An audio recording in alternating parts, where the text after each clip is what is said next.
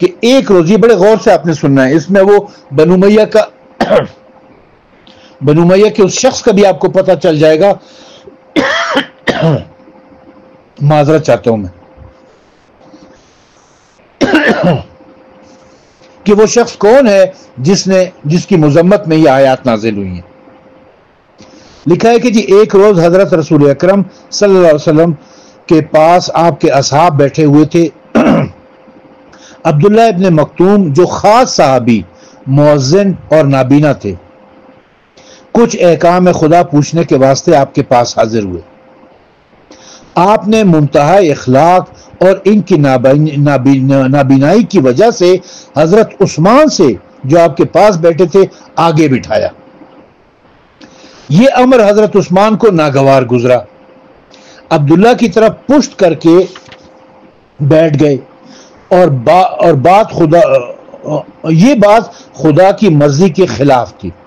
حضرت جبرائیل یہ آیات لے کر نازل ہوئے، جس سے عبداللہ کی مدعا اور حضرت عثمان کی تنبیہ مقصود تھی۔ بعض مفسرین نے حضرت عثمان کے علاوہ بعض بنو امیہ کو اس کا مصداق قرار دیا ہے، اور بعض مفسرین نے تو خود رسول خدا صلی اللہ علیہ وسلم پر الزام قائم کیا ہے، حالانکہ یہ محض غلط ہے۔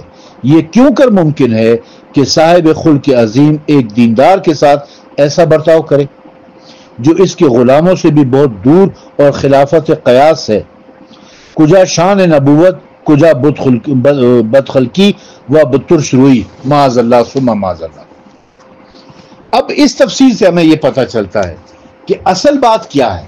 اصل بات یہ ہے کہ حضرت عثمان وہاں پر بیٹھے ہوئے تھے، اور وہ ان کے ساتھ بنو امیہ کے کچھ اور لوگ بھی ہوں گے، اور رسول خدا صلی اللہ علیہ وسلم ان بنو امیہ کے لوگوں کو دین اسلام کی تعلیم دے رہے تھے۔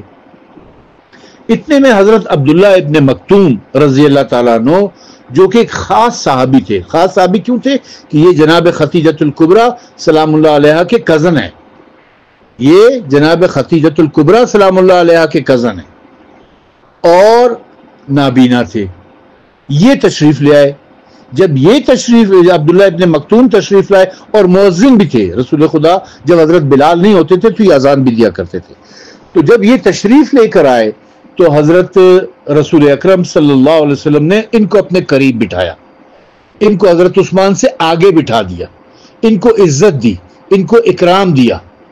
یہ بات حضرت عثمان کو بری لگی، انہوں نے وہ چین بچین ہو گئے، انہوں کے ماتھے پر بل آ گئے، انہوں نے منہ بسور لیا، انہوں نے اپنی عبا کو لپیٹ لیا کہ کہیں یہ گندی نہ ہو جائے، اور اس قسم کا رویہ اختیار کیا جو نفرت آمیز ہوتا ہے۔